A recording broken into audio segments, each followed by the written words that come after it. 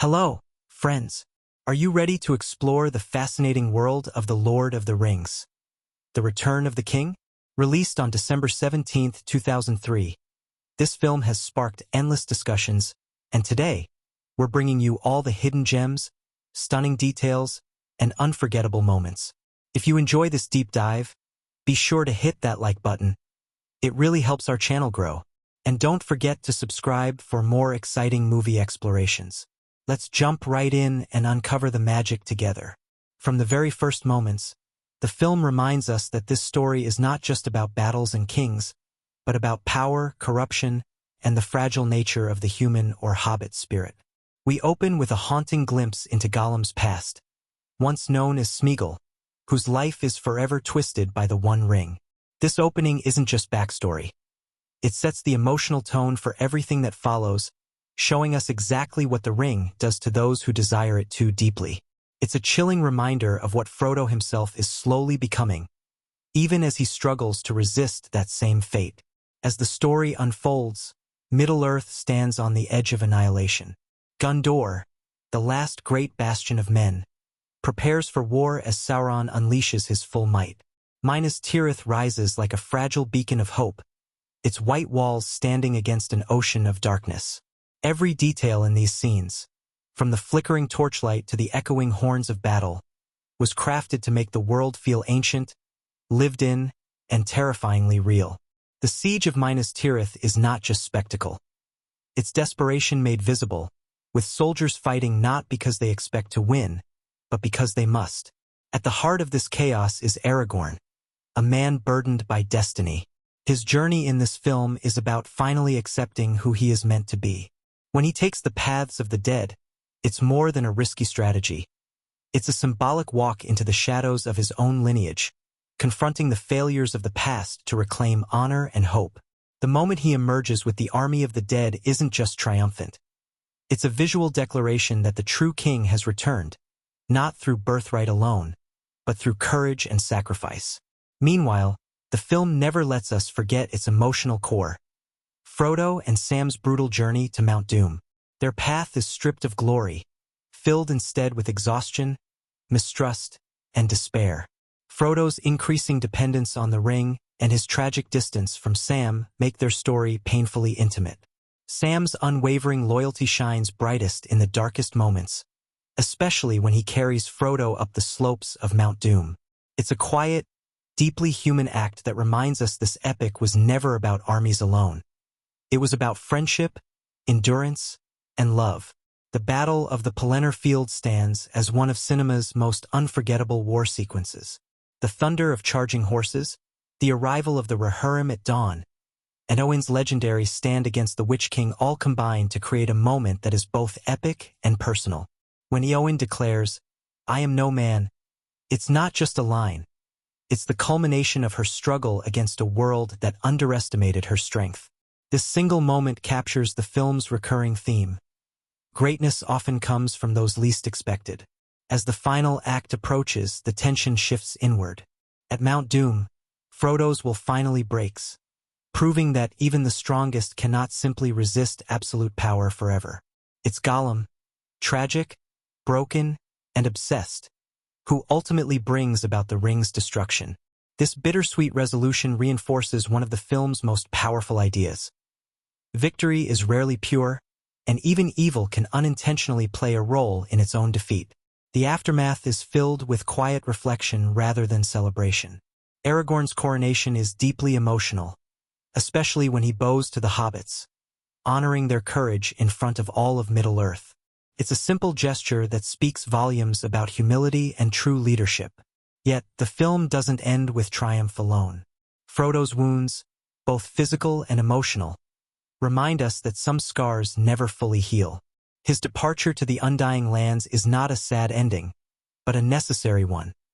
A peaceful farewell for a hero who gave everything. The Return of the King resonates so deeply because it balances spectacle with soul. Every massive battle is grounded by a personal sacrifice, every victory shadowed by loss. It's a story about endings, but also about what remains after the war is over. Memory, friendship, and hope. Even years after its release, the film continues to inspire, reminding us that in the face of overwhelming darkness, the smallest light can change the fate of the world. The Lord of the Rings. The Return of the King arrived in theaters on December 17, 2003, and from the moment it premiered, it felt less like the release of a movie and more like the culmination of a cultural event. Audiences around the world knew they weren't just walking into another fantasy film. They were witnessing the final chapter of an epic journey that had been building for years. By the time the lights dimmed, viewers were already emotionally invested in Middle-earth, its peoples, and its fragile hope for survival. What makes this film so compelling right from the start is the weight it carries.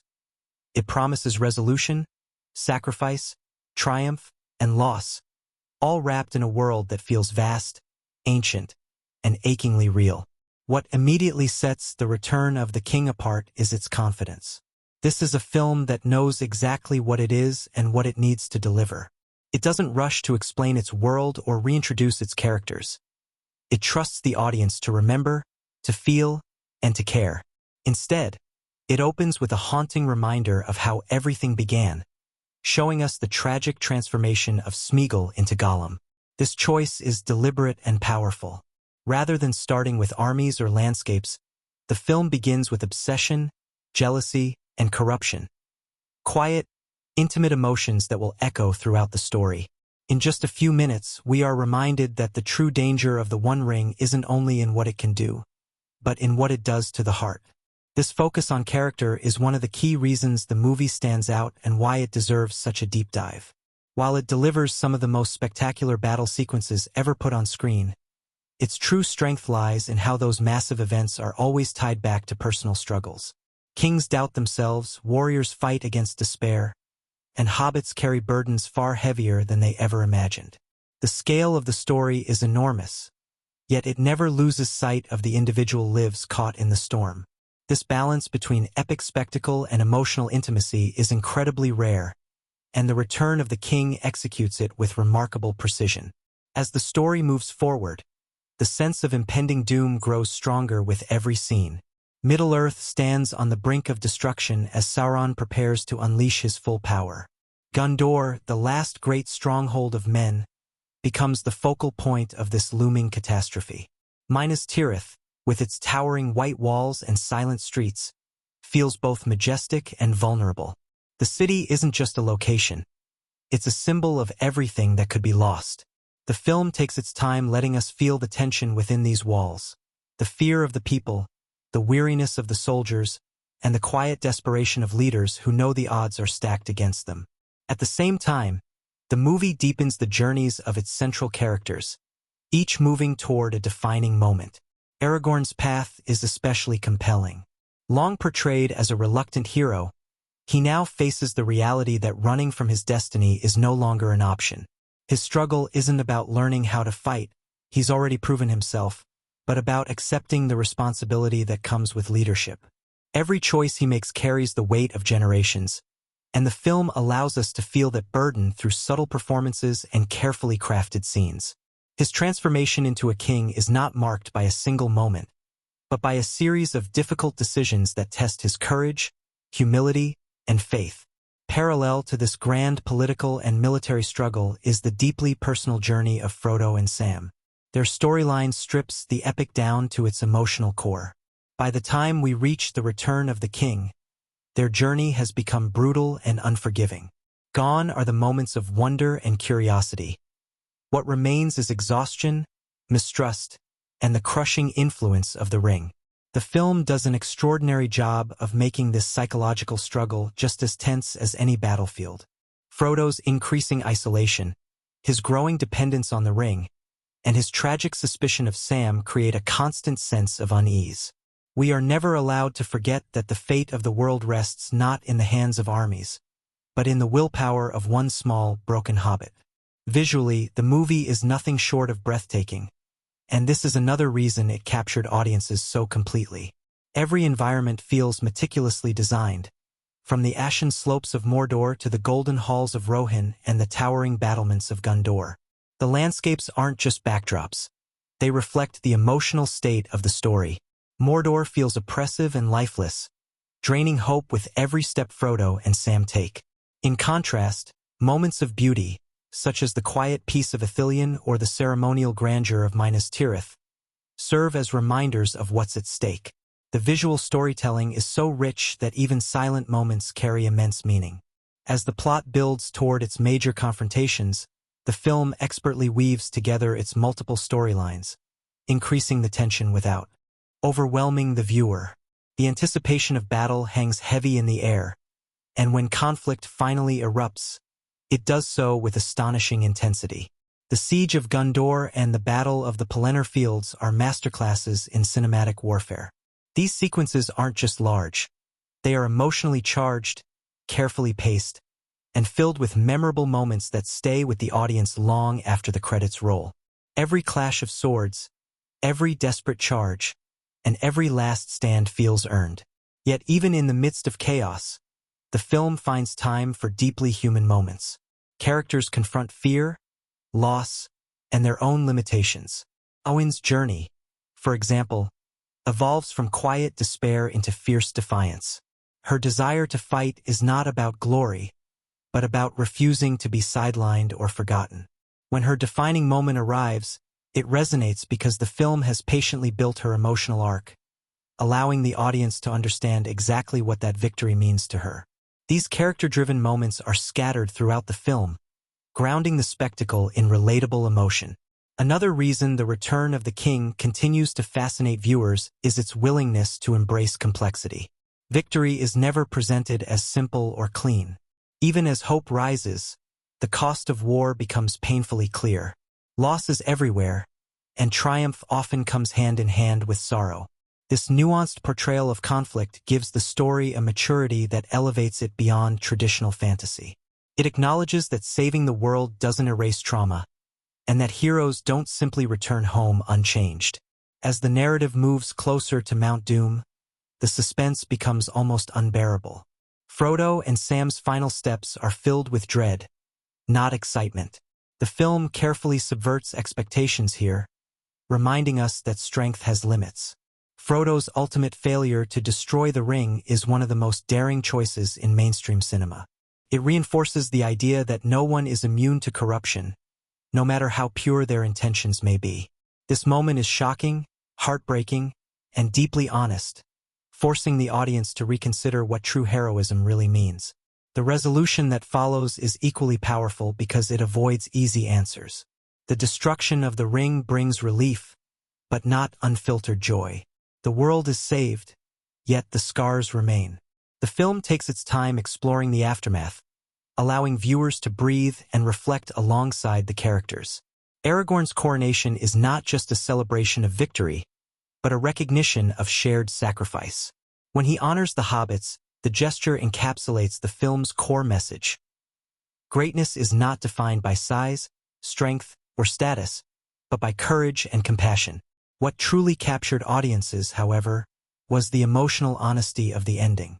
Frodo's inability to fully return to his old life is portrayed with quiet dignity. His choice to leave Middle-earth is not framed as tragedy, but as a bittersweet necessity. It acknowledges that some wounds never heal, and that letting go can be an act of bravery in itself. This lingering sense of melancholy gives the film an emotional depth that resonates long after the final scene fades. The Return of the King earned its place in cinematic history not just through its technical achievements or its record-breaking awards, but through its ability to connect with viewers on a deeply personal level. It speaks to universal themes: the burden of responsibility, the cost of power, the importance of friendship, and the enduring hope that even the smallest individuals can change the course of history. These ideas are woven seamlessly into the narrative, making the film endlessly rewatchable and open to interpretation.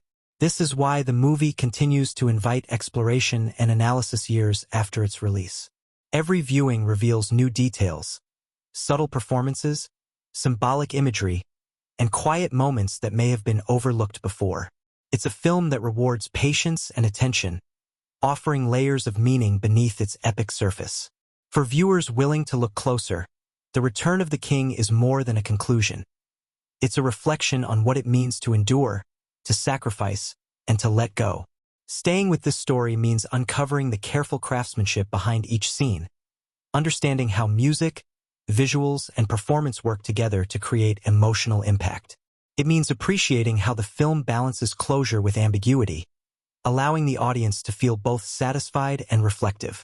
Above all, it means recognizing why this final chapter left such a lasting imprint on popular culture and the hearts of millions.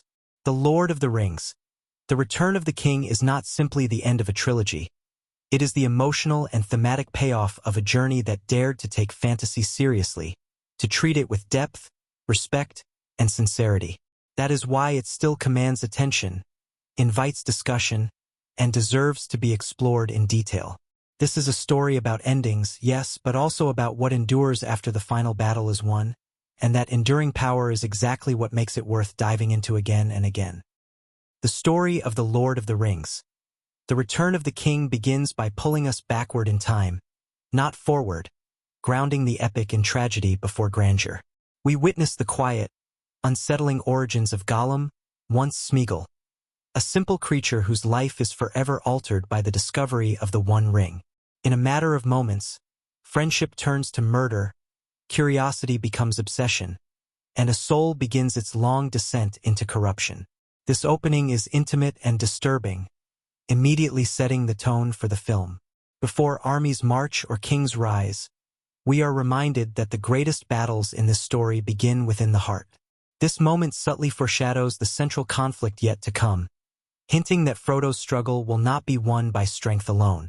The narrative then shifts to the present, where Middle-earth stands at the edge of annihilation. Darkness spreads from Mordor, and the shadow of Sauron looms heavier than ever. The land itself seems to sense the coming storm. In Gondor, the ancient city of Minas Tirith waits in uneasy silence. Its towering white walls stand proud, but beneath that beauty lies fear and exhaustion. The steward, Denethor, is a man consumed by grief and despair, clinging desperately to control while slowly losing his grip on reality. His motivation is rooted in loss, his belief that all hope is already gone, and this mindset poisons his leadership. From the beginning, Denethor's presence establishes a crucial internal conflict. Gondor is threatened not only by external enemies, but by a leader who no longer believes it can be saved. Into this tense atmosphere rides Gandalf, whose role has shifted from guide to guardian. He understands what Denethor refuses to accept, that hope is fragile, but not extinguished. Gandalf's calm resolve contrasts sharply with the steward's bitterness, and their interactions quietly shape the narrative. Gandalf is not just preparing for war. He is fighting against despair itself, trying to hold Gondor together long enough for help to arrive. Alongside him is Pippin, whose youthful innocence and loyalty bring a human vulnerability to the stone halls of Minas Tirith. Pippin's decision to swear allegiance to Gondor is not driven by politics or ambition, but by gratitude and a desire to do what is right. This small act reinforces one of the film's recurring ideas. Even the smallest choices can carry great weight. As Gondor braces for impact, the story moves east, into the suffocating wastelands of Mordor. Frodo, Sam, and Gollum continue their harrowing journey toward Mount Doom. The tone here is bleak and oppressive, a stark contrast to the looming grandeur of Minas Tirith. Frodo is visibly weakened, both physically and emotionally, by the ring's influence.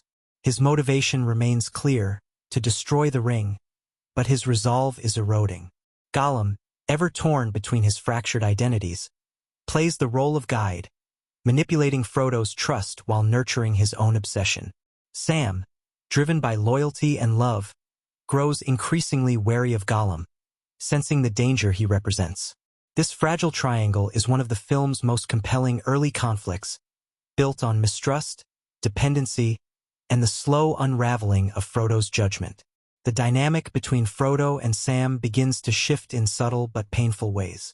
Frodo's growing reliance on Gollum marks a turning point, as the ring amplifies his paranoia and isolation.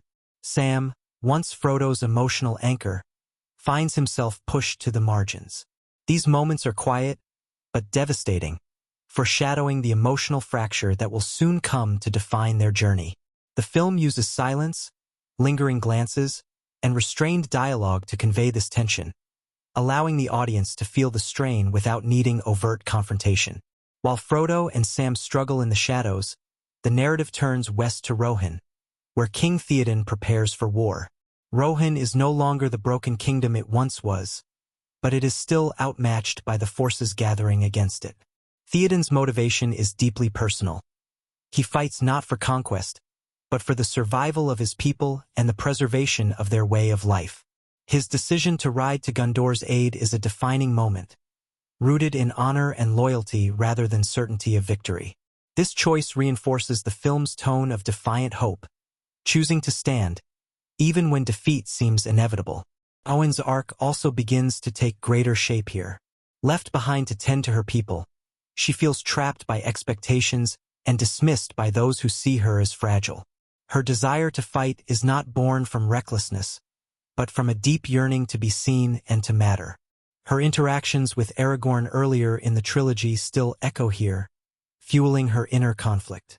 Though her defining moment is yet to come, the film plants the seeds of her transformation early, foreshadowing the courage she will later reveal. Aragorn's storyline begins to converge with destiny as he faces a choice that will define his role in the coming war. Though he has long avoided claiming his birthright, the threat to Middle-earth leaves him with little room for hesitation. His motivation evolves from survival to responsibility. When he learns of the ancient oathbreakers who dwell in the paths of the dead, he understands that victory may require confronting the sins of the past. This decision is heavy with symbolism. Aragorn is not simply seeking an army. He is seeking to mend a broken legacy. The choice to take this perilous path is a quiet but powerful moment, foreshadowing his eventual rise as king. Legolas and Gimli follow Aragorn without question, their loyalty unshaken despite the fear surrounding the paths of the dead.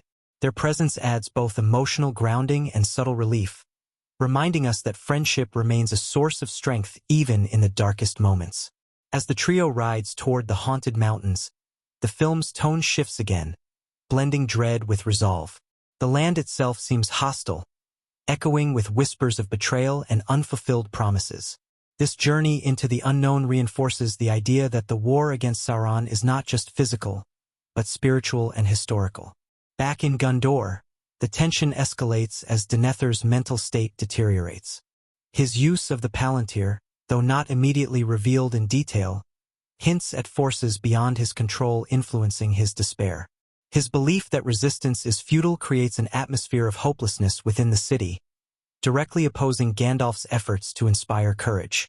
This internal struggle foreshadows tragedy, showing how fear and grief can be as destructive as any invading army.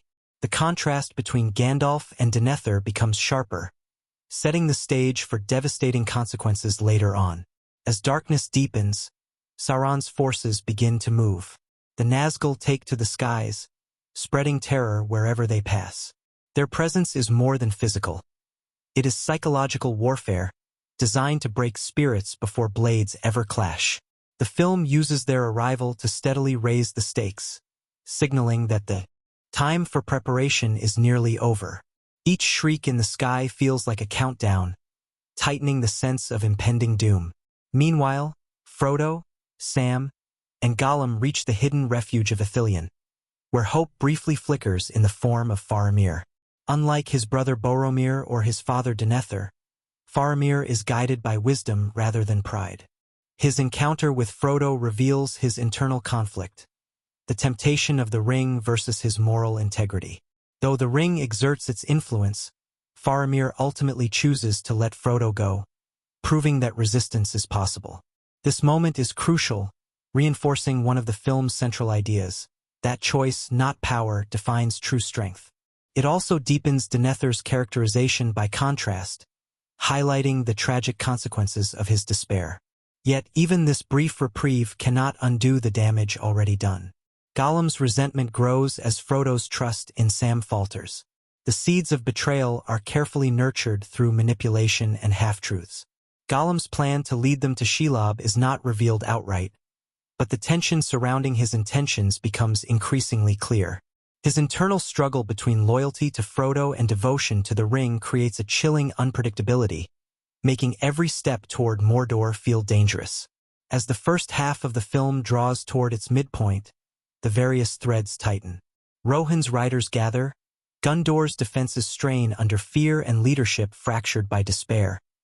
Aragorn disappears into shadow with an uncertain fate, and Frodo's spirit weakens under the ring's relentless pull. The storytelling remains fluid, cutting between these journeys in a way that builds momentum rather than distraction.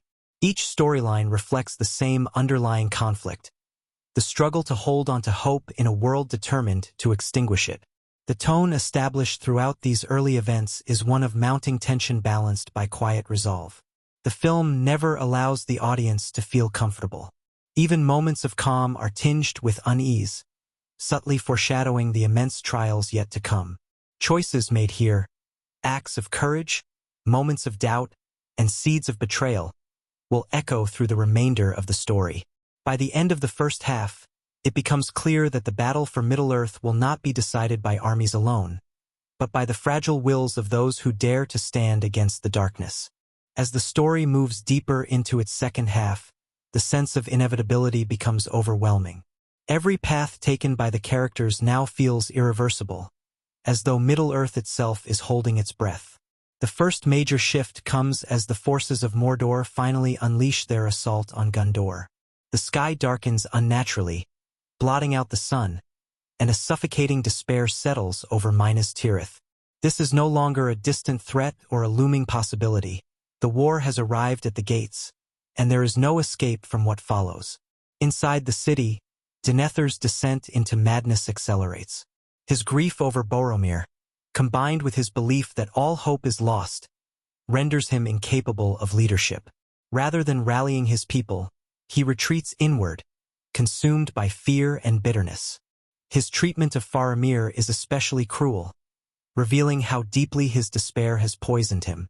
Faramir, ever loyal, rides out on what is essentially a suicide mission, not because he believes it will bring victory, but because he longs for his father's approval. This tragic choice underscores one of the film's most painful truths. Even love can become destructive when twisted by hopelessness. As the battle for Minas Tirith erupts, the scale is staggering. Siege towers grind against the city walls, flaming projectiles rain from the sky, and soldiers fight desperately in narrow corridors and open courtyards. Yet amid this chaos, the film never loses its emotional focus. We see fear in the eyes of young soldiers, exhaustion in veterans, and quiet bravery in those who stand their ground despite overwhelming odds. Gandalf moves through the city like a steady flame, offering guidance and resolve where Denethor offers none. His role here is not to dominate the battlefield, but to preserve hope one person at a time. The arrival of the Nazgul atop their winged beasts pushes the terror to new heights. Their presence is suffocating, draining courage and spreading panic. When the Witch King confronts Gandalf at the gates, it feels as though all light is about to be extinguished. This moment is deliberately framed to feel like the end of all resistance, a visual representation of despair standing victorious. But just as hope seems completely lost, the sound of horns echoes across the fields, signaling a turning point that redefines the battle. The riders of Rohan arrive at dawn, their charge across the Pelennor fields becoming one of the most iconic moments in cinematic history. Theoden's speech before the charge is not about guaranteed victory, but about honor, loyalty, and choosing to fight even when defeat seems certain. This moment crystallizes the film's central philosophy. Courage is not the absence of fear, but the decision to act in spite of it. The charge itself is breathtaking, but what makes it unforgettable is the emotional weight behind it. The knowledge that many of these riders will not survive, and that they ride anyway. As the battle rages, individual stories rise to the surface. Owen, disguised and determined, steps onto the battlefield driven by a need to prove her worth and escape a life of quiet despair. Her confrontation with the Witch King is a culmination of everything she has struggled against. When she reveals herself and delivers the fatal blow, the moment resonates far beyond the battlefield. It is a victory born not of prophecy alone, but of defiance, resilience, and the refusal to be invisible. This single act reshapes the tone of the battle, proving that even the darkest threats can be overcome by unexpected strength. Yet victory comes at a cost. Theoden falls, his life slipping away as he finally realizes that Owen's courage has surpassed anything he could have imagined. This bittersweet loss reinforces the film's refusal to offer triumph without sacrifice. Every gain is paid for, every victory shadowed by grief. The battlefield becomes a place not only of heroism, but of mourning. While Gondor fights for survival, Aragorn's journey reaches its own critical turning point. After passing through the paths of the dead, he confronts the cursed Oathbreakers who once betrayed his ancestors. Rather than commanding them through fear alone, Aragorn offers them a chance at redemption. His leadership here is defined by mercy as much as authority. When the dead finally answer his call, it is not just an army he gains, but the fulfillment of a promise centuries in the making. This moment solidifies Aragorn's transformation. He is no longer merely a ranger or reluctant heir, but a king who understands the weight of history and the power of forgiveness. Aragorn's arrival at the battle shifts the balance dramatically. The dead sweep through the enemy forces, turning the tide in what feels like an almost supernatural release of tension. Yet even here, the film is careful not to present this as an easy or hollow victory. Aragorn releases the dead from their curse once their oath is fulfilled, honoring his word and proving that true leadership lies in keeping promises, even when it costs power. As the dust settles on the Pelennor fields, the story takes a quieter but no less significant turn. Victory at Gondor is not the end. It is merely a chance to buy time. The ring still exists, and Sauron's power remains intact as long as it does. This realization leads to one of the film's boldest strategic and thematic decisions. Aragorn chooses to march on the Black Gate, not because he believes he can win, but because he understands that distraction may be Frodo's only hope. This act is one of pure sacrifice, knowingly drawing Sauron's attention while fully accepting the possibility of annihilation. As the armies of men march toward what seems like certain death, the film cuts back to Frodo and Sam, whose journey has reached its most devastating point. Gollum's manipulation finally bears fruit as Frodo, consumed by paranoia and the ring's influence, sends Sam away. This moment is deeply painful, not because of betrayal alone, but because it feels tragically inevitable. Frodo's isolation is complete, mirroring Gollum's own descent long ago. The ring's power has succeeded in severing the bond that once kept Frodo grounded. Alone, Frodo is led into Shelob's lair, where the physical horror mirrors the emotional darkness of his journey.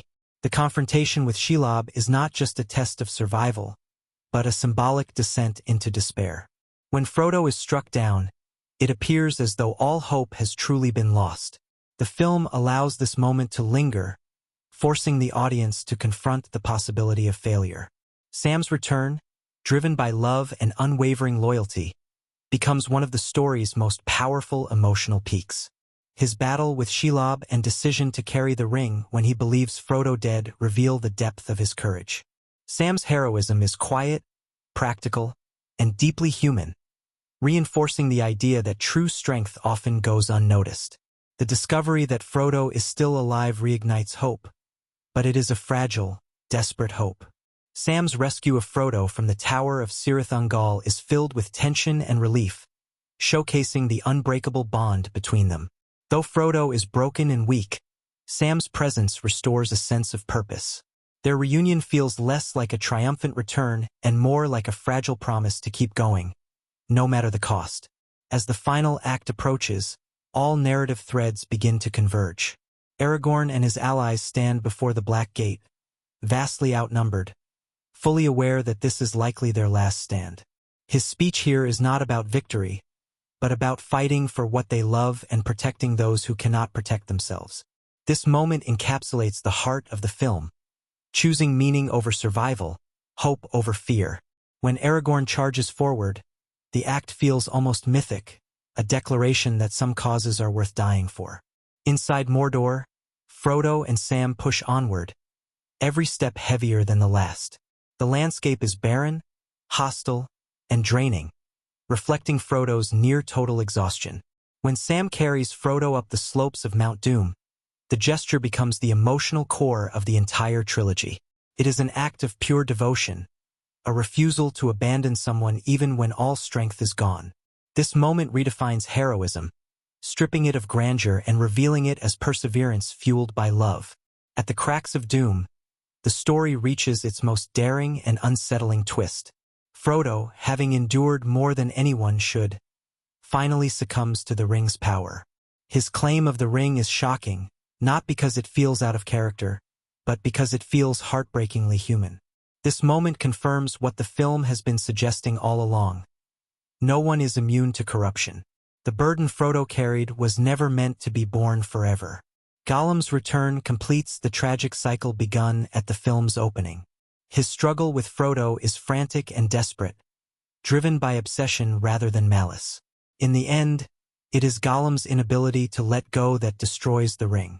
His fall into the fire is both a victory and a tragedy, reinforcing the film's complex moral landscape. Evil is not defeated through purity alone, but through a convergence of choices, failures, and unintended consequences. With the ring destroyed, the tide turns instantly. Sauron's power collapses, his armies crumble, and Middle-earth is freed from his shadow. Yet the film resists the temptation to end here. Instead, it takes time to explore the aftermath, allowing the emotional weight of the journey to settle.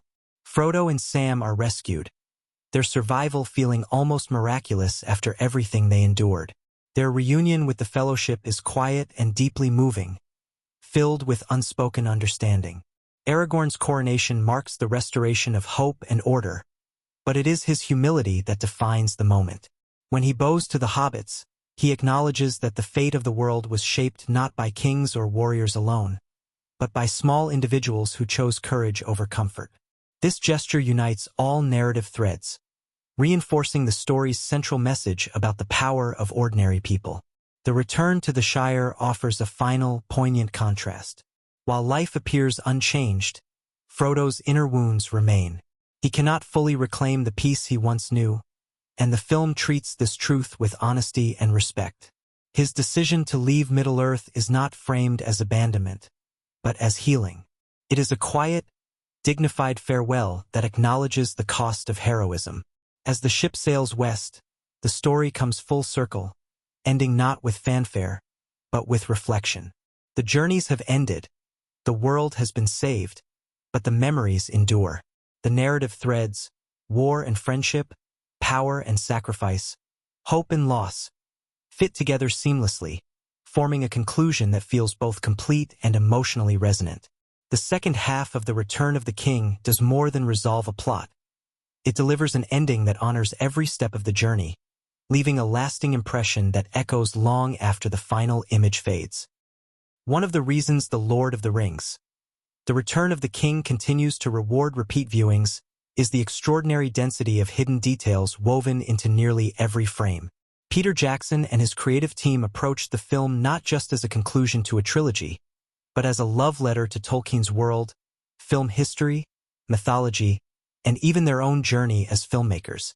Many of these details are subtle enough that they never distract from the story, yet once noticed, they add layers of meaning that deepen the emotional and thematic impact of the film. The very first hidden detail appears in the opening sequence with Smeagol. His transformation into Gollum is not only narrative backstory, but visual foreshadowing. As the ring tightens its grip on him, the lighting shifts from warm, natural tones to sickly greens and shadows.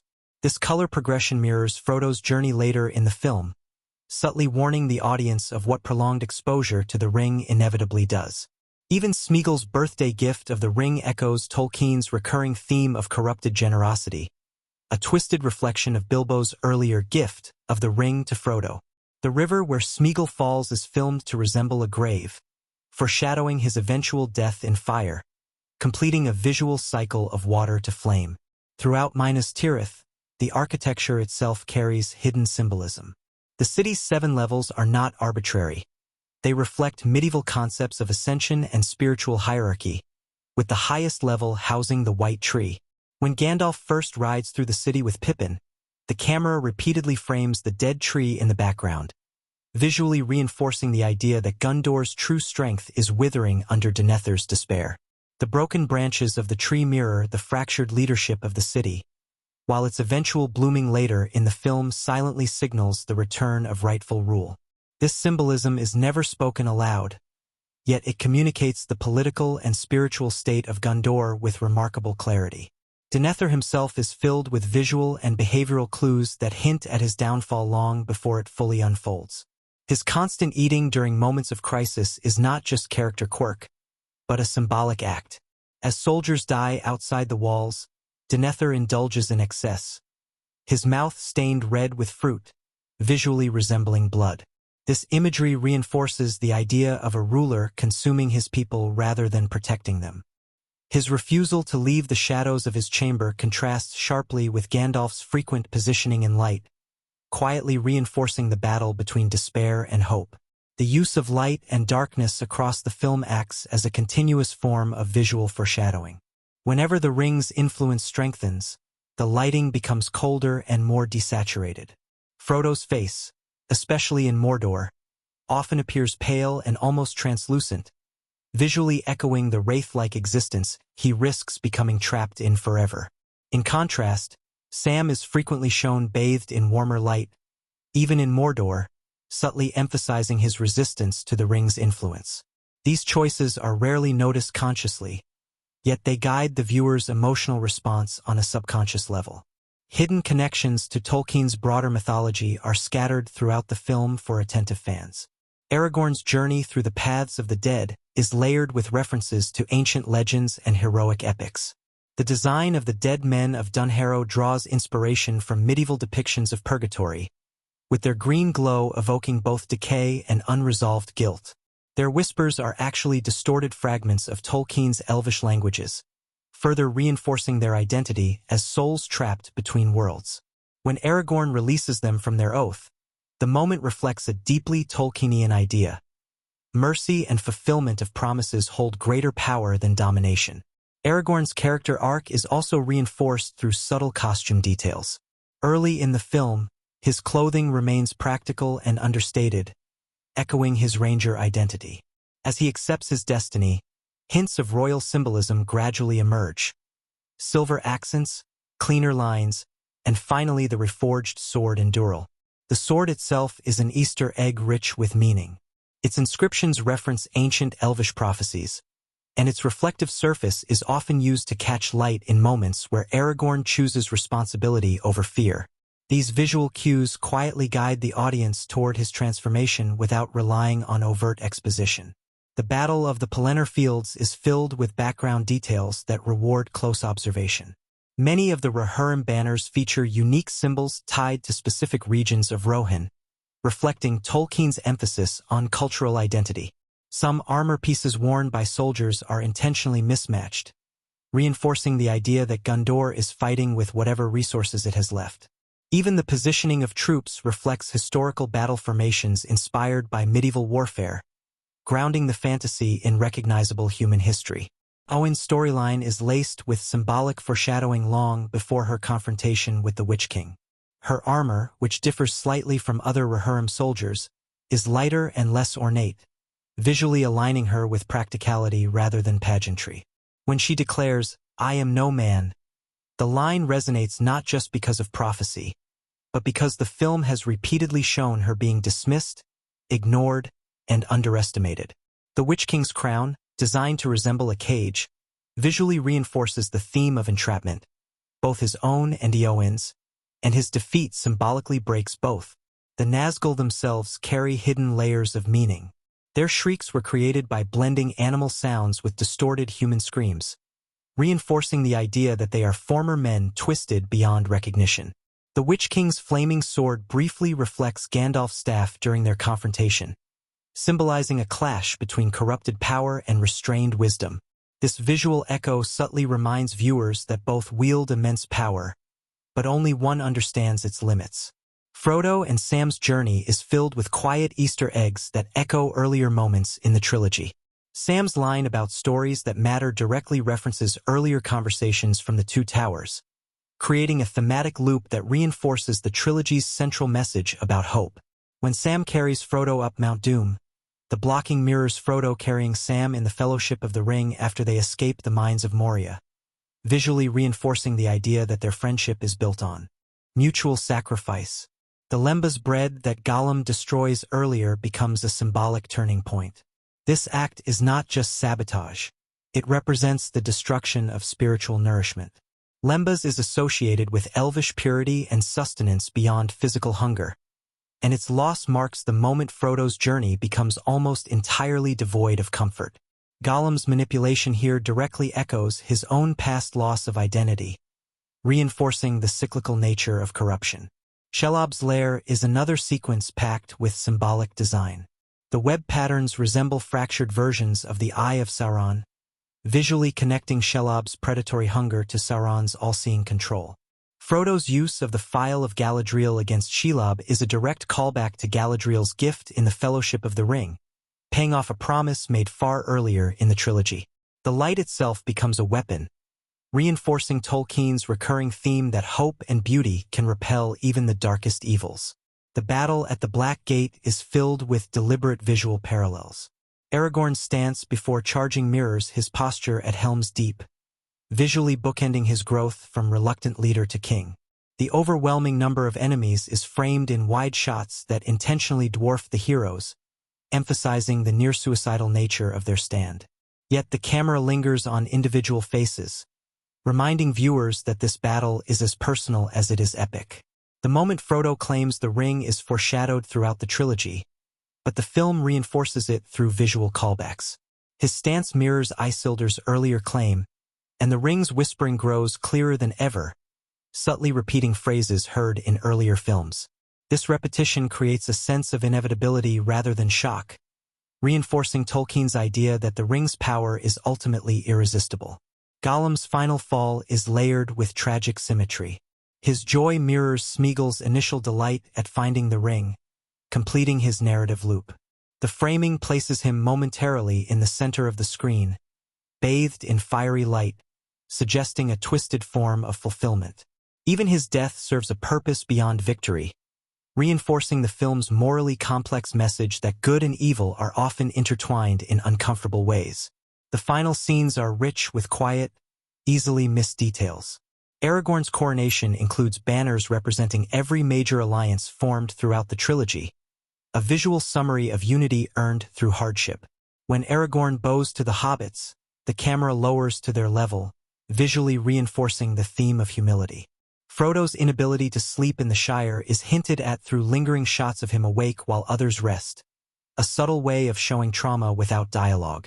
The final voyage west includes perhaps the most personal Easter eggs of all. Many of the actors' real emotions were captured during filming, particularly in the farewell scenes, lending authenticity to the moment. The White Ship itself mirrors ancient mythological imagery of passage to the afterlife, drawing from Norse and Celtic traditions that heavily influenced Tolkien. As Frodo smiles through tears, the expression reflects both loss and peace, a visual embodiment of the story's bittersweet conclusion. Even the final image of Sam returning home is filled with meaning. The camera lingers on the door of Bag End, now framed as a place of continuity rather than escape. Sam's words signal not an ending, but a beginning, reinforcing Tolkien's belief that stories do not truly end, they transform. All of these hidden details, symbolic echoes, and carefully planted Easter eggs work together to create a film that feels endlessly rich. They never demand attention, yet they reward it, transforming The Return of the King from a spectacular finale into a layered work of storytelling. Each subtle choice reinforces the themes of sacrifice, hope, and endurance, ensuring that no matter how many times the film is revisited, it continues to reveal new depths, quietly inviting viewers to look closer and feel more deeply with every return to Middle-earth. The making of The Lord of the Rings. The Return of the King is almost as legendary as the story it tells on screen. By the time production reached its final chapter, the cast and crew were no longer simply making a movie. They were finishing an odyssey that had consumed years of their lives. What makes the behind-the-scenes story so fascinating is how closely it mirrors the themes of the film itself. Endurance, sacrifice, exhaustion, and an unwavering belief that the journey would be worth it in the end. One of the most remarkable facts about The Return of the King is that it was not filmed as a standalone project. All 3 films in the trilogy were shot simultaneously, a bold and risky decision that had never been attempted on such a scale before. This meant that actors often performed scenes from the end of the story years before audiences ever saw the beginning.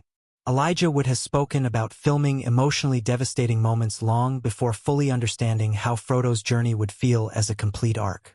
This unusual process demanded immense trust in director Peter Jackson's vision, as the actors had to commit emotionally without the usual narrative progression to guide them. The physical toll on the cast was intense, especially during the filming of the second and third films. By the time the Return of the King scenes were being shot, many actors were exhausted both mentally and physically. Viggo Mortensen, whose dedication to Aragorn became legendary, performed many of his own stunts despite frequent injuries. One lesser-known detail is that during the filming of the Black Gate battle, Mortensen insisted on wearing a heavier sword than necessary to maintain realism, even though it increased the strain during long shooting days. His commitment was not an exception. Many cast members embraced discomfort as part of honoring the story. Andy Serkis' work as Gollum stands as one of the most groundbreaking achievements in film history, but it was also one of the most challenging. Motion capture technology was still evolving, and Serkis often performed scenes twice, once on set with the other actors and again in a motion capture studio. For The Return of the King, the emotional demands of Gollum's internal conflict intensified. Serkis described the process as physically punishing, crawling on rough terrain and contorting his body for hours. At times, crew members worried about his health, especially during the Shelob sequences, which required repeated takes in cramped, uncomfortable environments. Elijah Wood and Sean Astin's performances as Frodo and Sam were shaped by an extraordinary level of trust and friendship off-screen. Many of their most emotional scenes were filmed at the end of long, grueling days, when both actors were genuinely exhausted.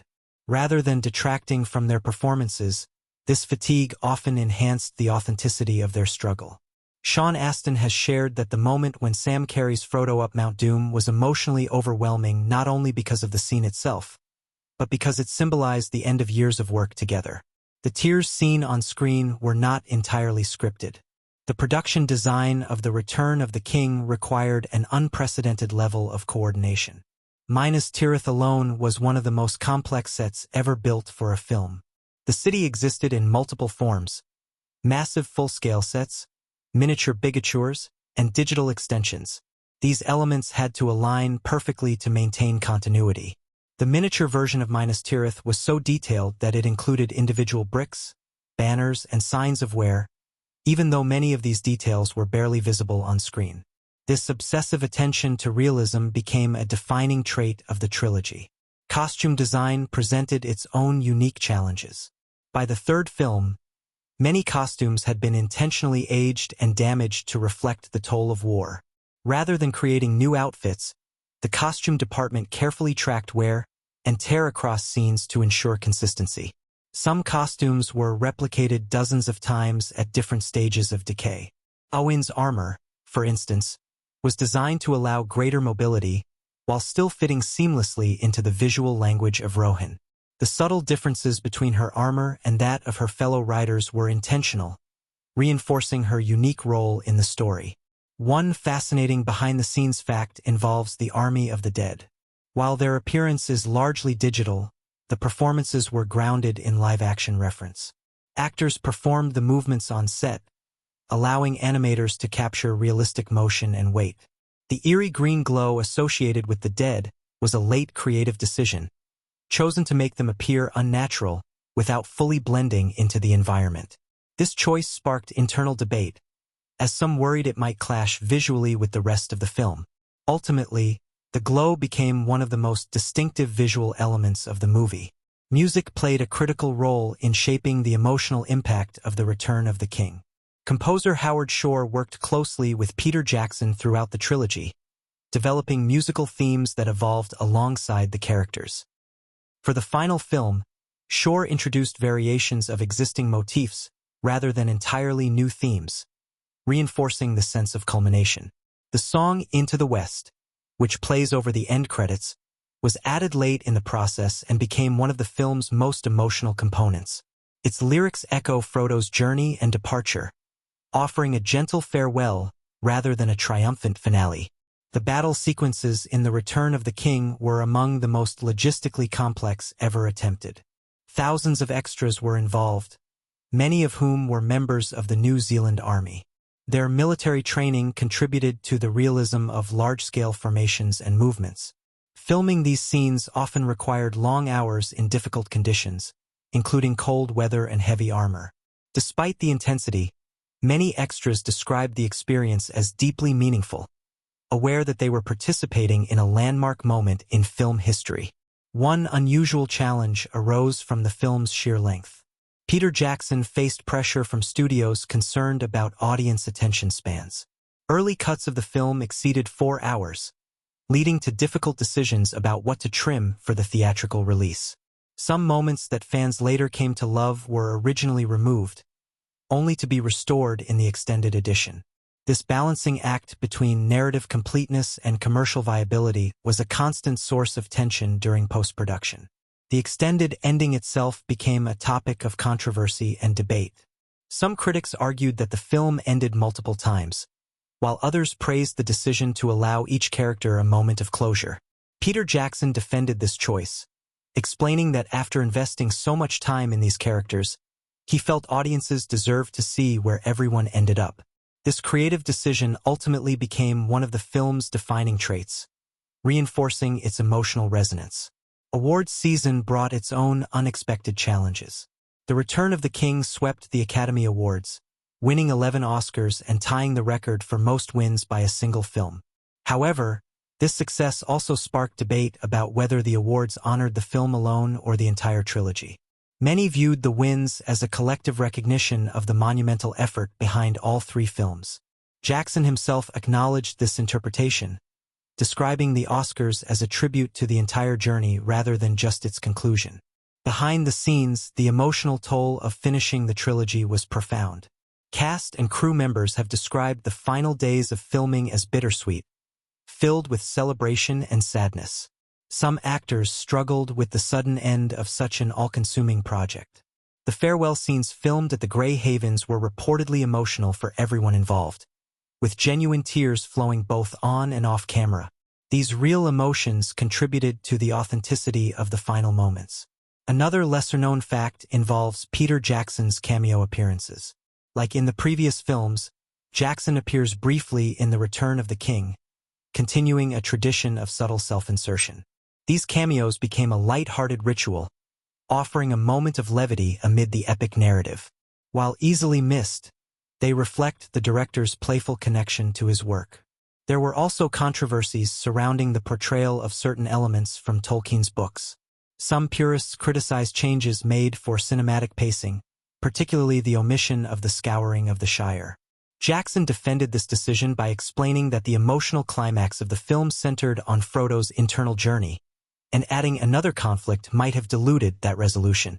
This debate highlights the difficulty of adapting beloved literature while maintaining cinematic cohesion. The international impact of The Return of the King extended beyond cinema. Tourism in New Zealand surged as fans traveled to see filming locations, transforming the country into a real-world Middle-earth for many visitors. The film's success reshaped the nation's film industry, proving that large-scale productions could thrive outside traditional Hollywood settings. Perhaps the most compelling fact of all is how deeply personal the film became for those who made it. Many cast members have described the trilogy as a once-in-a-lifetime experience, unlikely to ever be replicated. The friendships formed, the hardships endured, and the collective belief in the project created a bond that extended far beyond professional collaboration. In the end, the facts surrounding The Return of the King reveal a production defined by ambition, resilience, and passion. Every challenge faced behind the scenes echoes the struggles depicted on screen, blurring the line between art and experience. The film's enduring legacy is not just a result of its story or spectacle, but of the extraordinary human effort that brought it to life, an effort that continues to inspire filmmakers and audiences alike, long after the final credits have rolled. The power of The Lord of the Rings. The return of the king lies not only in how its story unfolds, but in how certain key moments reshape everything that comes before and after them. These scenes are not isolated highlights designed purely for spectacle. They are carefully constructed turning points where theme, character, and emotion converge. Each one subtly redefines what the story is truly about, guiding the audience toward a deeper understanding of sacrifice, hope, and the cost of survival. One of the most significant early moments is the opening portrayal of Smeagol's transformation into Gollum. On the surface, this scene functions as exposition, explaining a character we already know. But its deeper purpose is thematic framing. By showing the ring's corruption begin with something as ordinary as curiosity and jealousy, the film establishes that evil does not always announce itself through grand gestures. It often begins quietly, through desire and entitlement. This moment retroactively changes how the audience views Frodo's journey. From this point on, Frodo's struggle is no longer framed as a test of strength or morality alone, but as a slow erosion of identity. The emotional weight of later scenes, especially Frodo's failure at Mount Doom, is rooted in this opening reminder that no one who bears the ring escapes unchanged. The siege of Minas Tirith serves as another critical pivot, redefining the meaning of heroism within the film. Traditionally, epic battles glorify strategy, strength, and victory. Here, however, the siege is deliberately framed as chaotic, desperate, and deeply personal. The camera lingers not just on sweeping visuals, but on terrified faces and frantic movements. This choice shifts the audience's experience from awe to empathy. The battle feels exhausting rather than exhilarating, forcing viewers to confront the human cost of war rather than its spectacle. Denethor's behavior during this sequence intensifies this effect. His refusal to act, contrasted with Gandalf's quiet perseverance, reframes leadership as an emotional responsibility rather than a position of authority. The audience is invited to feel frustration, anger, and sorrow all at once, deepening their emotional investment in the outcome. Denethor's treatment of Faramir represents a smaller but equally devastating turning point. This moment strips away any remaining ambiguity about Denethor's role in the story. His despair is no longer tragic but destructive. By sending Faramir on a hopeless mission, Denethor embodies a central theme of the film, that surrendering to hopelessness can be as lethal as any enemy. Faramir's ride is not heroic in the traditional sense. It is heartbreaking. The audience understands that this is not a noble sacrifice, but a consequence of emotional neglect and unresolved grief. This scene reshapes how viewers perceive the idea of duty, exposing the thin line between loyalty and self-destruction. The arrival of the Riders of Rohan at dawn marks one of the film's most emotionally transformative moments. What makes this scene so powerful is not just its timing, but its moral clarity. Theoden's speech does not promise survival or victory. It acknowledges fear openly. By doing so, it validates the audience's own anxiety built up through the siege.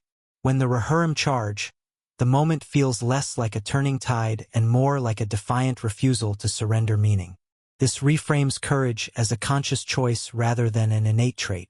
The emotional impact on viewers is profound because it mirrors real human experience. Acting despite fear, not because it is absent. Owen's confrontation with the Witch King further complicates the film's exploration of heroism. This moment carries narrative weight because it resolves multiple thematic threads at once.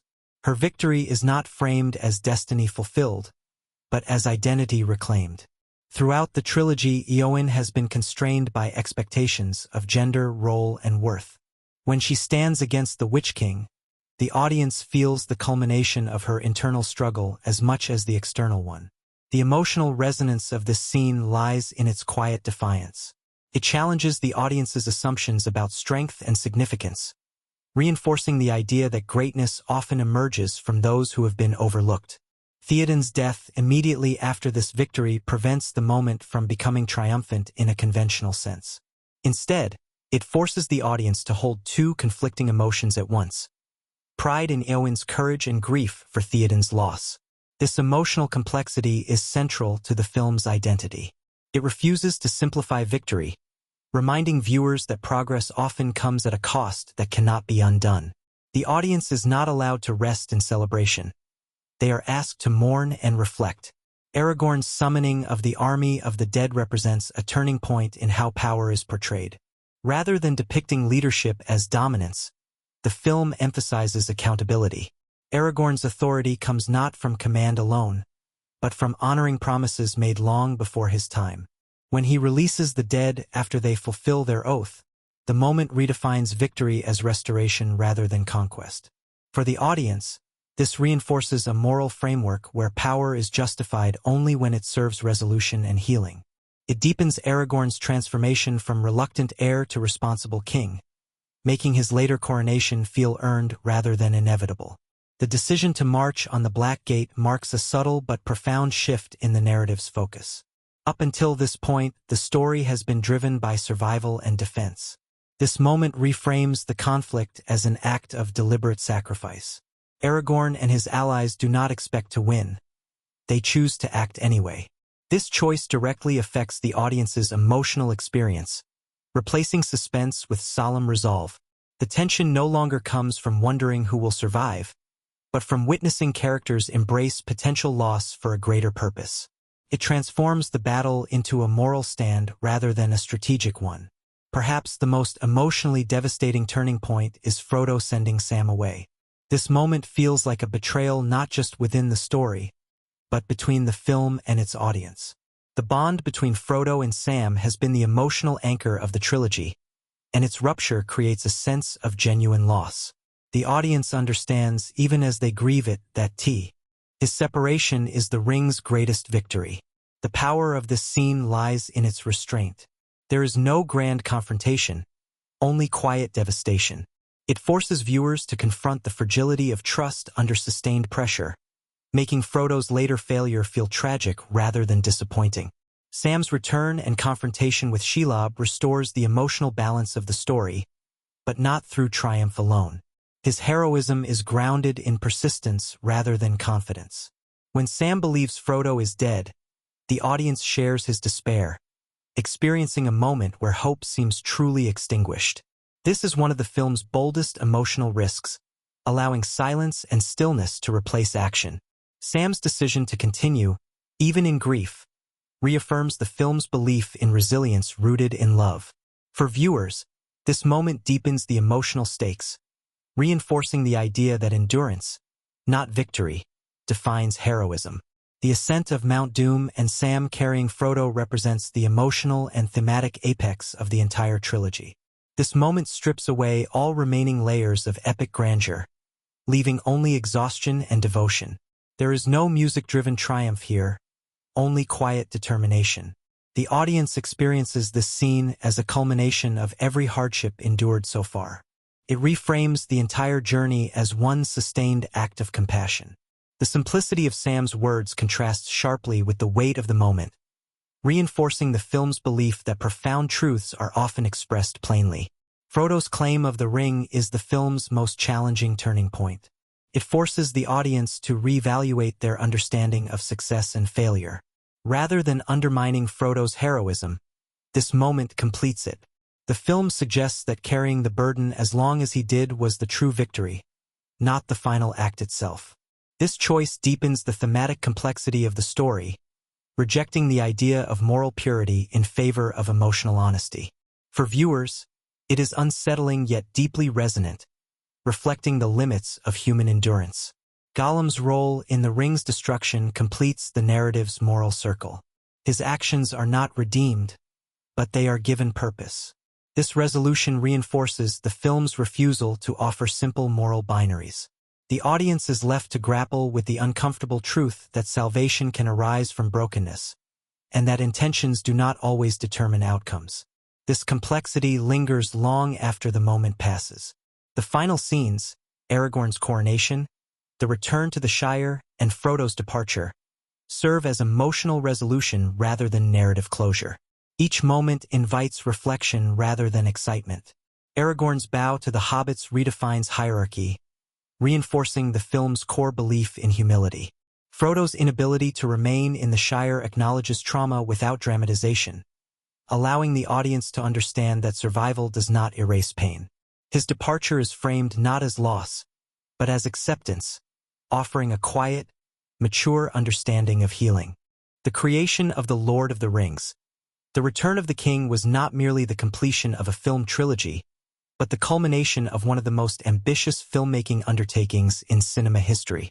By the time production reached its final stages, the creative and technical machinery behind the project had evolved into something closer to a living organism than a conventional film set. Every department — direction, cinematography, visual effects, sound, music, costume, and performance — had been pushed to its limits, refining techniques that would permanently change how epic films were made. Peter Jackson's directorial approach during The Return of the King was shaped by both confidence and exhaustion. Having already navigated 2 massive films, Jackson understood the language of Middle-earth intimately. This allowed him to focus less on world-building and more on emotional payoff. Many creative choices in the final film were driven by instinct rather than rigid planning. Jackson has spoken about relying heavily on his editorial team during this phase, often reshaping scenes in post-production to heighten emotional clarity. The extended endings, frequently debated by audiences, were not accidental indulgences but conscious decisions born from a desire to honor every character's journey. Jackson understood that after such an investment of time and emotion, abrupt closure would feel dishonest. Cinematography played a crucial role in shaping the film's emotional rhythm. Andrew Lesnie, the director of photography, approached The Return of the King with a visual philosophy centered on contrast. Light and darkness were not just aesthetic choices, but storytelling tools. Minas Tirith was shot to appear almost ethereal under natural light, reinforcing its symbolic role as a fading beacon of hope. In contrast, Mordor was filmed with harsh angles, desaturated colors, and oppressive framing, designed to drain the viewer emotionally. Lesnie frequently used longer lenses in battle scenes to compress space, making the enemy feel overwhelming and unavoidable, while wider lenses were reserved for moments of unity and resolve. One of the most groundbreaking technical achievements of the film was the continued evolution of Weta Digital's visual effects. By The Return of the King, Weta was no longer simply supporting the story, it was actively shaping how epic narratives could be visualized. The introduction of the massive software allowed animators to create vast armies of individually programmed digital soldiers, each capable of unique movement and behavior. This innovation transformed battle scenes from repetitive visual patterns into chaotic, organic spectacles. The Battle of the Pelennor Fields, in particular, stands as a landmark moment where digital effects and live action seamlessly merged, creating scale without sacrificing realism. Yet what made these effects so effective was their grounding in physical reference. Peter Jackson insisted that even the most fantastical elements have real-world weight. Motion capture performances were often filmed alongside live-action scenes to preserve authentic interaction. Andy Serkis' work as Gollum benefited enormously from this approach. By performing on set with Elijah Wood and Sean Astin, Serkis provided genuine emotional cues that animators could later enhance rather than invent. This collaboration between actor and technology redefined performance capture, proving that digital characters could convey nuanced emotion without losing humanity. The technical complexity of the Shelob sequence highlights the fusion of practical and digital techniques. While Shelob herself was digitally created, her lair was built as a tangible environment filled with physical webs, textures, and lighting effects. This allowed actors to react to something real, grounding their fear and movement in physical sensation. Lighting was carefully calibrated so that Shelob's digital form would cast believable shadows and reflections, ensuring she felt present within the space. This level of integration was still rare at the time and set a new standard for creature effects in cinema. Sound design was another area where The Return of the King quietly broke new ground.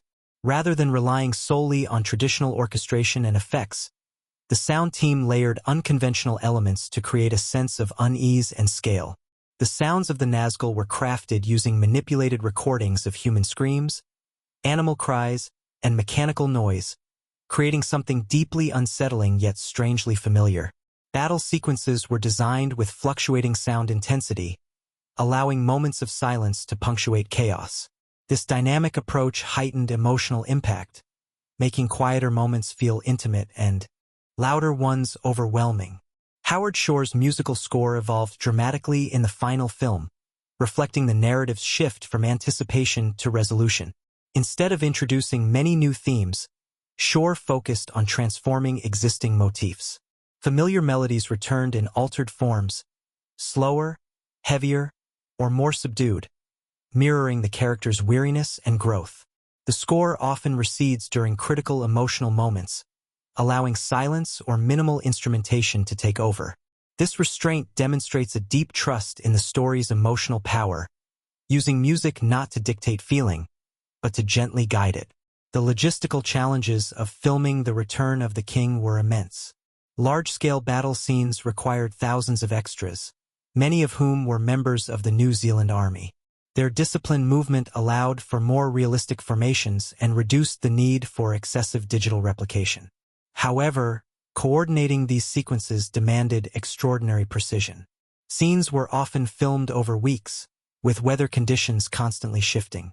Continuity teams meticulously tracked armor damage, dirt, and blood placement to maintain visual consistency across nonlinear shooting schedules. Miniature work, referred to affectionately as bigatures, remained a cornerstone of the film's visual identity.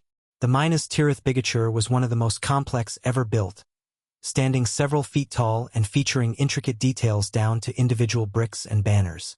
These miniatures were not static. They were designed to interact with light, fire, and camera movement, allowing them to blend seamlessly with live-action footage. This commitment to physical craftsmanship ensured that even digitally enhanced environments retained a tactile quality. Costume and makeup departments also played a crucial role in storytelling. By the third film, many costumes had been deliberately distressed to reflect the cumulative toll of the journey. Frodo's clothing, for instance, becomes progressively dirtier and more worn, mirroring his physical and emotional deterioration. Aragorn's evolving attire subtly reflects his acceptance of kingship, incorporating more refined elements without sacrificing practicality. Makeup design followed similar principles, emphasizing exhaustion rather than glamour, particularly in close-up shots where every detail mattered. Editing was perhaps the most emotionally demanding stage of production. With such an expansive narrative, deciding what to include and what to remove required difficult compromises. Peter Jackson worked closely with editors to preserve emotional continuity, even when scenes were shortened or rearranged. The theatrical cut aimed for momentum, while the extended edition restored moments of character reflection that deepened thematic resonance. This dual approach allowed the film to function both as a mainstream cinematic experience and as a more meditative epic for dedicated fans. One of the most remarkable behind-the-scenes anecdotes involves the filming of the Grey Havens sequence. By this point, the cast and crew had spent years immersed in Middle-earth, and the emotional weight of finishing the story was palpable. Many actors have described these final days as unexpectedly intense, with genuine tears flowing during takes. These emotions were not manufactured. They were the natural result of concluding a shared creative journey. The authenticity of these moments translates directly to the screen, lending the ending its enduring power. Technically, the final scenes also represent a masterclass in restraint. Visual effects are minimal, lighting is soft, and the camera lingers rather than rushes. This deliberate simplicity contrasts sharply with the film's earlier spectacle, reinforcing the idea that the story's true resolution lies in emotional release rather than visual dominance. It is a testament to the filmmaker's confidence that they allowed the ending to breathe, trusting the audience to feel rather than be impressed. The achievements of The Return of the King did not end with its release. The techniques refined during its production influenced an entire generation of filmmakers. Performance capture, large-scale digital crowd simulation, and hybrid practical digital environments became industry standards in the years that followed. More importantly, the film demonstrated that technical innovation could coexist with emotional sincerity, challenging the notion that spectacle and storytelling are mutually exclusive. Ultimately, the behind-the-scenes story of The Return of the King mirrors the narrative it brings to life. It is a tale of collaboration under immense pressure, of creative risks taken in the face of uncertainty, and of perseverance through exhaustion. Every technical feat, every creative decision, and every anecdote from production contributes to a larger truth. This film was not simply made, it was endured. And it is precisely that endurance, shared by the characters on screen and the people behind the camera, that gives The Return of the King its lasting emotional and cinematic power. At its core, The Lord of the Rings, The Return of the King is far more than the conclusion of a fantasy adventure. Beneath its sweeping battles and mythical landscapes lies a dense web of themes and symbols that speak directly to human experience, history, and society. What gives the film its lasting power is how naturally these deeper meanings are woven into the story, never feeling forced or instructional, but instead emerging organically through character choices, visual language, and emotional consequence. The result is a film that resonates not just as entertainment, but as a reflection on power, responsibility, trauma, leadership, and hope in the face of overwhelming darkness. One of the most dominant themes running through the film is the burden of power and the corrupting nature of absolute authority. The One Ring is the most obvious symbol of this idea, but its significance extends far beyond a simple magical object. The ring represents any form of power that promises control, security, or greatness while quietly eroding morality and identity. Its influence does not discriminate. It tempts kings, warriors, and hobbits alike. In this way, the film reflects real-world anxieties about political power, technological dominance, and unchecked ambition. Frodo's struggle shows that even the most well-intentioned individuals are vulnerable when burdened with too much responsibility for too long. His eventual failure is not a moral condemnation, but a recognition of human limits, suggesting that no single person should be asked to bear absolute power alone. This theme is reinforced through contrast. Characters who seek power for its own sake, Sauron, Denethor, and even the Witch King, are portrayed as increasingly isolated and consumed by fear. Their worlds shrink as their desire for control grows. In contrast, characters who willingly relinquish power or refuse it, Aragorn, Faramir, Sam, find strength through connection and humility. Aragorn's kingship is defined not by domination, but by service. His refusal to rule through fear or conquest reflects an ideal of leadership grounded in accountability and compassion. This portrayal resonates strongly with modern discussions about ethical leadership, where authority is increasingly judged by responsibility rather than status. Closely tied to power is the theme of sacrifice, which permeates nearly every major decision in the film. Victory in The Return of the King is never achieved without loss, and the film is unflinching in its acknowledgement of this truth. Theoden rides to battle knowing he may not return. Aragorn marches on the Black Gate expecting death. Frodo gives up his chance at a peaceful life. These sacrifices are not romanticized. They are portrayed as painful, often irreversible choices. This realism grounds the fantasy in lived human experience, reflecting the sacrifices made during real-world conflicts and social struggles. The film suggests that meaningful change often requires personal loss, and that heroism is measured not by what is gained, but by what is willingly given up. The theme of hope operates alongside sacrifice, not as blind optimism, but as a conscious act of defiance. Hope in this story is fragile, repeatedly threatened, and often irrational. Characters hope not because victory is assured, but because surrender would mean losing their humanity. Sam's belief in the stories that really mattered encapsulates this idea. His hope is rooted not in strategy or prophecy, but in meaning, the belief that endurance itself has value. This perspective reflects a deeply human response to adversity, particularly relevant in times of social or political uncertainty. The film suggests that hope is not passive. It is something actively chosen, even when circumstances offer no logical reason for it. Symbolism reinforces these themes throughout the film, often through visual motifs rather than dialogue. Light and darkness are used not simply to distinguish good from evil, but to represent emotional and moral states. Darkness frequently accompanies despair, isolation, and fear, while light appears in moments of connection, memory, and resolve. Importantly, light does not eliminate darkness outright. It exists alongside it. This balance avoids simplistic moral binaries and reflects a more nuanced view of human nature. where goodness persists not through purity, but through persistence. The white tree of Gondor stands as one of the film's most potent symbols. Its withered state mirrors the decay of leadership and hope within the city. Denethor's despair is reflected in the tree's lifeless branches, while its eventual blooming symbolizes renewal through rightful stewardship rather than force. This imagery connects leadership to care and continuity rather than dominance, echoing environmental and societal concerns about preservation versus exploitation. The tree's revival is quiet, almost understated, reinforcing the idea that true renewal often begins subtly rather than dramatically. The journey motif itself carries significant symbolic weight. Frodo and Sam's physical journey into Mordor parallels an internal descent into trauma, exhaustion, and moral ambiguity. Their path strips away comfort, identity, and certainty, reflecting how prolonged struggle can fundamentally alter a person. Frodo's inability to return to his former life in the Shire speaks directly to the lasting impact of trauma. The film does not offer a tidy resolution where suffering is erased by victory.